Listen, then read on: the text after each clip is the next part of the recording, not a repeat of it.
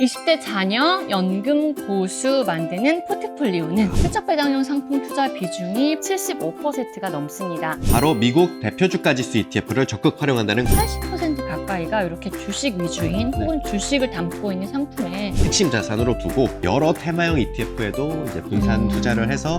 장수르님 네. 진짜 달라졌어요. 어떤 게요? 예전에는 저한테 그 연금 제도에 대한 질문들을 정말 많이 하셨는데 네. 이제는 내 자녀가 지금 취직한 지 1년이 돼서 퇴직연금을 이제 운용을 하라고 하는데 네. 어떤 조언을 해줘야 되냐라던가 내 자녀가 아직은 취직 전이지만 내가 연금저축 펀드를 만들어서 운용을 해주다가 전달하고 싶은데 어떤 상품들 넣어줘야 되냐 약간 이런 식으로 구체적인 질문들을 많이 하세요. 저도 사실 최근에 등록을 해가지고 네. 나중에 제 딸이 컸을 때 이제 연금 관리를 하기 시작할 거 아니겠습니까? 네네. 그때 어떤 조언을 줄 수 있을까 저도 여러 가지 좀 고민이 되는 부분이긴 하거든요. 근데 아직 4개월 4개월이긴 한데. 네네. 네, 이렇게 연금 교육에 대한 마인드 있는 네네. 아빠를 만나서 우리 아가는 아주 행복할 것 같습니다. 그래서 오늘 주제는 이겁니다. 20대 자녀 연금 고수 만드는 포트폴리오는 근데 이 주제를 준비하시면서 참고했던 이제 좋은 자료가 있다면서요? 맞습니다. 바로 금융감독원에서 11월 27일에 발표한 네. 우리나라 퇴직연금 투자 백서 2입니다. 저희가 일전에 투자연금 TV에서 맞아요. 우리나라 퇴직연금 투자 백서 1을 가지고 영상을 한번 만들어 본 적이 있었죠. 이번 백서 같은 경우에는 부제가 더 머리에 잘 들어오는데요. 네. 부제가 이렇습니다. 연금 고수의 투자 포트폴리오 살펴보기입니다.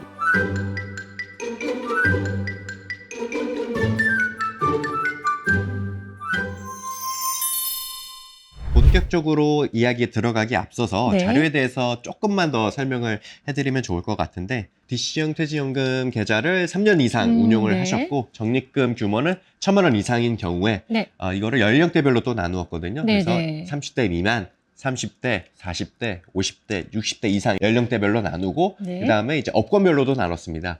증권사, 보험사, 네. 은행 이렇게 또 3개 업권별로 네네. 나눠서 이렇게 나눈 퇴직연금 투자자들 중에서 네. 수익률 상위 100명을 추려서 네. 그러면 이제 합치면 총 1,500명이 되겠죠. 이 1,500명이 수익률이 어떻게 나오고 그리고 각각의 이제 가장 많이 투자한 상품이 무엇인지에 대해서 이제 분석이 되어 있습니다. 네. 증권, 은행, 보험사 이렇게 퇴직연금에 가입되어 있는 30대 미만 주로 20대들을 아마 의미하는 거겠네요. 네네. 요 20대들을 대상으로 상위 100명들의 투자 성과, 투자 포트폴리오를 살펴본다는 거니까 네. 이건 완전 최상의 연금 그렇죠. 고수들이 네네. 어떻게 투자하고 있나를 저희가 한번 들여다본다는 의미가 될 것 같은데 네. 참고로 이게 정답은 아니고 그렇죠. 저희가 이렇게 네. 따라한다고 해서 그 정도의 또 성과가 나온다는 네네. 보장은 아니지만 네. 저희가 한번 주목해보고 싶은 건 연금 고수들은 어떤 식으로 투자했는지 그 네. 투자 패턴 정도는 저희가 한번 살펴보면 좋을 것 같습니다. 네. 가장 궁금합니다. DC형 퇴직연금 20대 연금 고수들 수익률 궁금합니다. 네네. 네, 수익률이 어떤지 좀 한번 정리를 해주시면 좋겠어요. 네, 2025년 6월 말 기준 이제 직전 1년 평균 수익률과 네. 3년 평균 수익률이 있는데 3년 연평균 수익률 직전 1년 평균 수익률은 13.5%, 네. 네, 3년 연평균 수익률은 11%로 전체 평균보다 각각 이제 3.8배, 2.8배 높았습니다. 보시면 20대는 요 정도 차이지만 네. 30대 이상부터는 전체 평균과 고수의 차이가 10배 이상으로 확 벌어집니다. 네. 20대부터 이제 열심히 공부하고 적립하시다가 이제 네, 30대, 맞아요. 50대가 되면은 본격적으로 수익률을 높일 수 있다라는 뜻으로도 이제 뭐 해석해 볼 수는 있을 것 같은데 네. 첫 단추를 잘 꿰는 게 중요한 것 같습니다. 그러네요. 참고로 이 투자 백서는 지금 자신이 직접 그 회사에 취직을 해서 운용을 하는 DC형 퇴직연금에 대한 이야기를 하지만 DC형 퇴직연금에서 투자할 수 있는 상품들은 대부분 연금저축에서도 투자가 가능합니다. 네. 그렇기 때문에 내 자녀도 지금 이거 좀 알려주고 싶은데 내 자녀는 아직 취직 전이다, 아쉽다 하시는 분들은 자녀 명의로 연금저축 펀드 만드셔서 이런 상품들을 운용해 주시다가 자녀가 취직하고 스스로 연금 운용할 수 있는 시기가 되면 이렇게 물려주면서 네. 연금 운용 직접 한번 해봐라. 이런 식으로 참고하시기에도 좋은 자료인 것 같습니다. 네.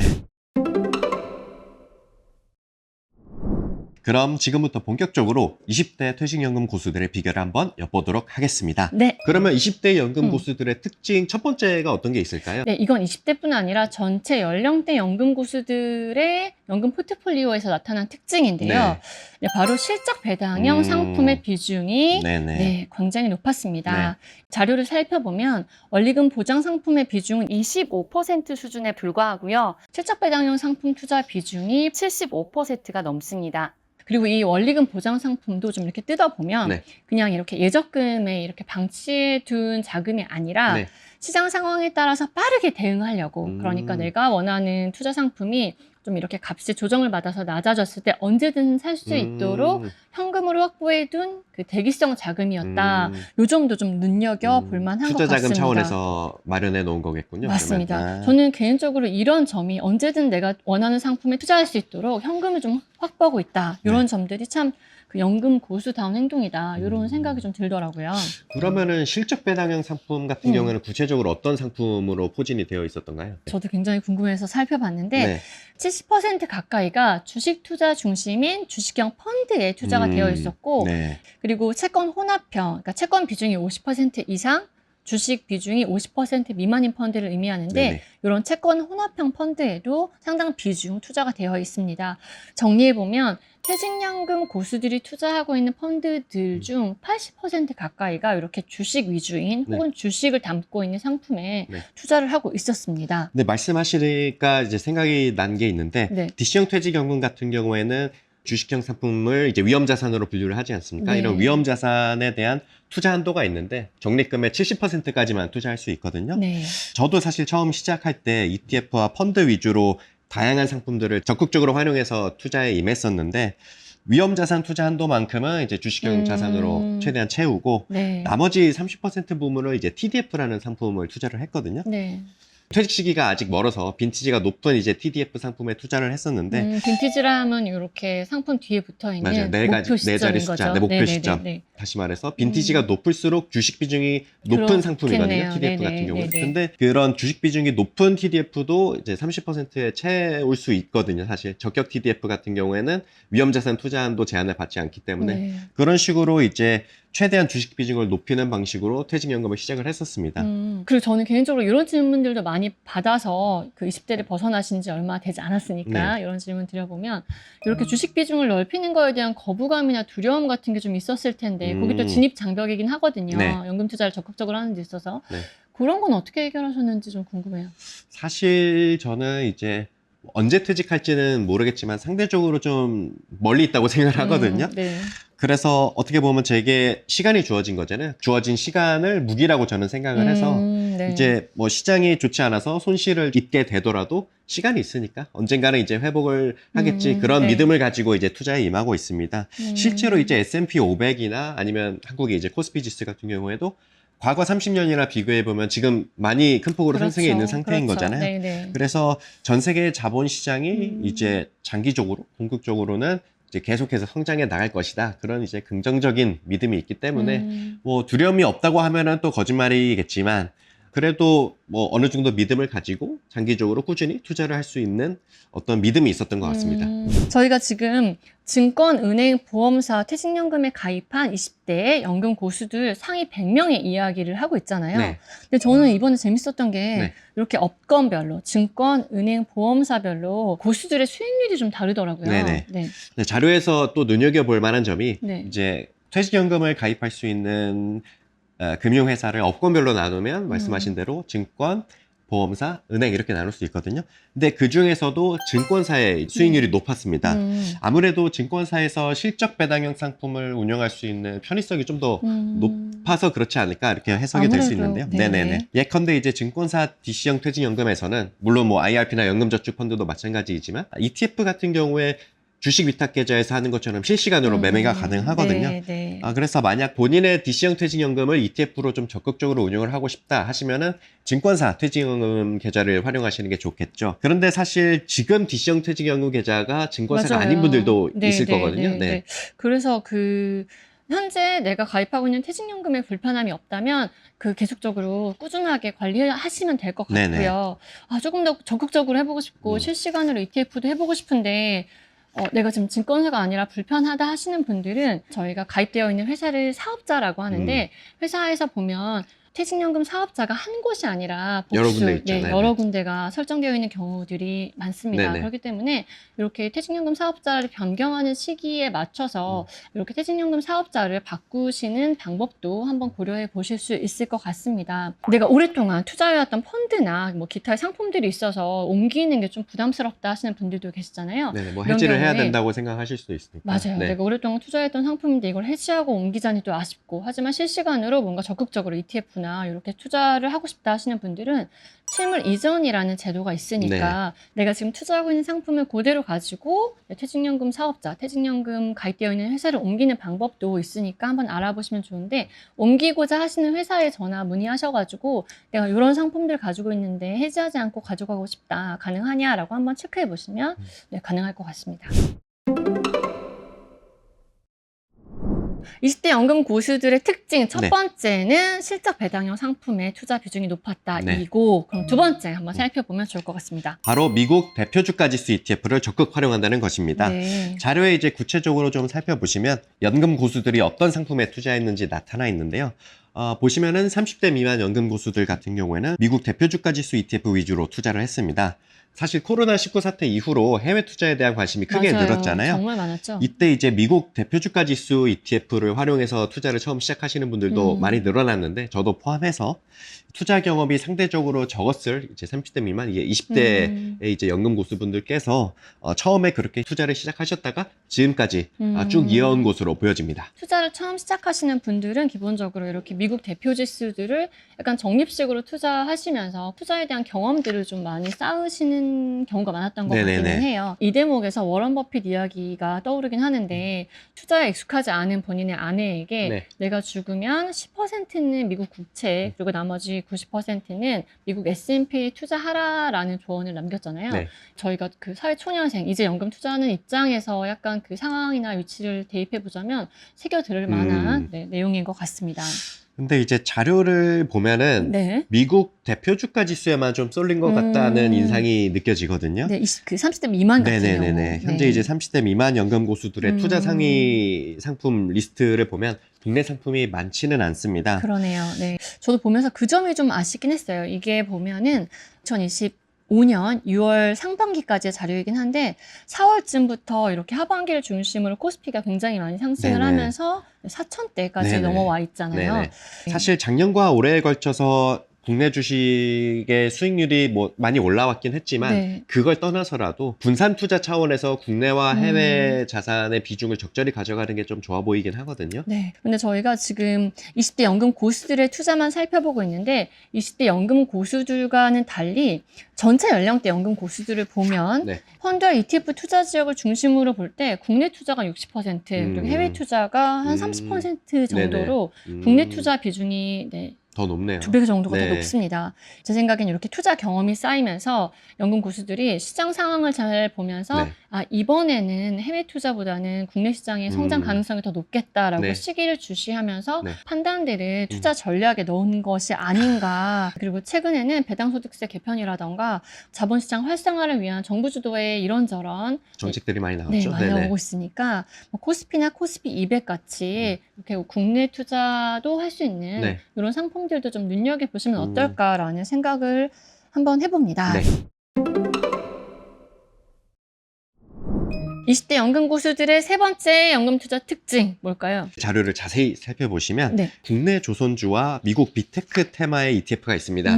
이를 조금 더 분석해 보면 아마 이제 30대 미만, 20대 연금 고수들이 앞서 말했던 이제 대표주가 지수형 상품의 비중을 기본적으로 이제 크게 가져가고 네. 어떻게 보면 이제 뼈대를 구성한다고 볼 수 있겠죠. 그리고 그거보다는 작은 비중으로 이제 이런 뭐 국내 조선주라든가 뭐 미국의 빅테크라든가 이런 테마형 상품들에 투자해서 추가 수익을 좀 추구한 게 아닐까라고 이제 분석해 볼 수 있을 것 같거든요. 네네. 이를 참고해서 이제 포트폴리오를 꾸려볼 수도 있을 것 같은데요. 이제 대표 주가 지수형 상품을 핵심 자산으로 두고 여러 테마형 ETF에도 이제 분산 투자를 해서 어떻게 보면 이제 위성 자산과 같은 형식으로 갖게 되는 것이죠. 이것을 소위 말해서 이제 핵심 위성 전략이라고도 부릅니다. 근데 저는 정말 개인적으로 이런 테마형 투자들은 타이밍 맞추는 네. 게 쉽지가 않은 것 그러니까요. 같아요. 이게 네. 오를 때는 정말 가파르게 오르고요. 그러니까요. 네. 또 중간중간 변동성과 리스크가 있어가지고 그때그때 정말 마음을 준비하기가 쉽지가 다스리는 않죠. 게 네네. 쉽지가 않기 때문에 네.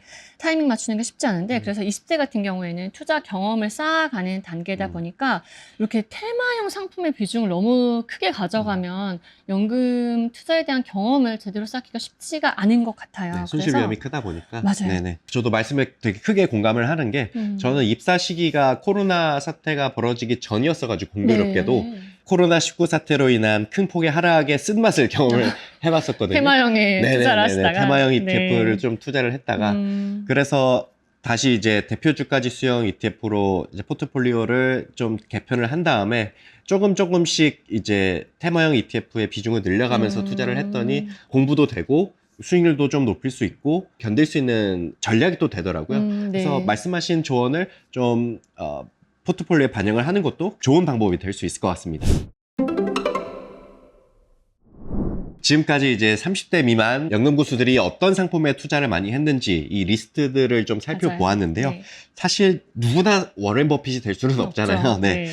특히 사회초년생 분들 같은 경우에는 회사에 적응하는 시간도 필요하고 이런 식으로 이제 생업에 소요되는 시간이 많기 때문에 연금 관리에도 심혈을 기울여서 고수의 경지에 올라가기까지가 이제 쉽지 않을 것 같거든요. 투자는 사실 자신의 상황에 맞춰서 하는 게 맞잖아요. 이제 연금 포트폴리오를 꾸준히 관리하고 이제 적극적으로 운영하시는데 좀 여력이 없으신 분들도 계실 테니까 맞아요. 그런 경우에 이제 활용할 만한 상품이 있거든요. 자산 배분 상품을 활용하는 게 좀 좋은 선택이 될 수 있을 것 같습니다. 그 중에서도 특히 이제 앞서 잠깐 언급을 드렸었는데 TDF에 투자하는 거를 생각해 보실 수 있을 것 맞아요. 같아요. 네. TDF는 이제 타겟 데이트 펀드의 앞글자를 딴 상품이거든요. 이제 상품명에 보시면 2045, 뭐 2030 같이 네 자리 숫자가 붙는데 이게 연도를 뜻합니다. 해당 연도를 타겟으로 한 자산 배분형 상품이란 뜻이죠. 주식과 같은 위험 자산이 점차 줄어드는 방식으로 이제 자산 배분이 운용이 되는데 말씀드렸던 그 타겟 데이트, 뭐 2045면 2045년을 향해서 주식 비중이 점점점 줄어드는 것입니다.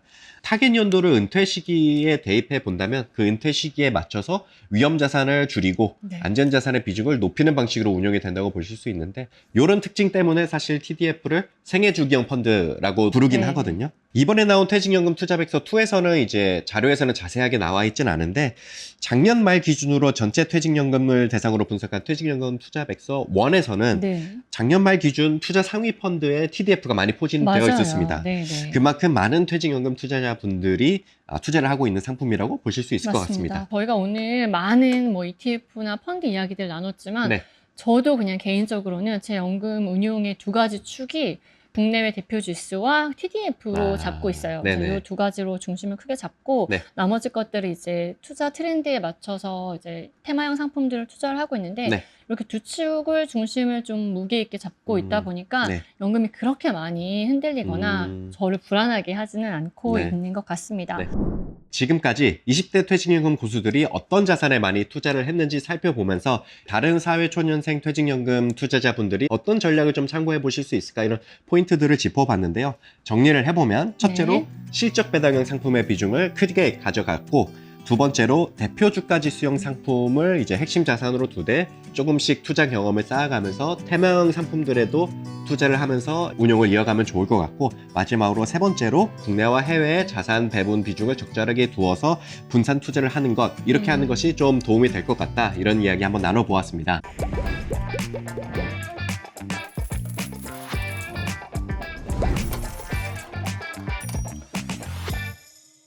네, 오늘 이렇게 20대 연금 고수들의 이야기를 한번 나눠봤는데 네. 제가 지금 40대잖아요. 네네네. 네, 이렇게 40대가 되니까 내가 연금을 20대에 이렇게 관리했더라면 20대부터 미리미리 관리했더라면 정말 좋았겠다. 네네. 연금 계좌 잔고가 정말 많이 달라졌겠다 하는 생각들 많이 들더라고요. 네. 저도 방송 여러 번 보면서 연금 투자 전략에 좀 많이 참고하도록 하겠습니다. 감사합니다. 감사합니다.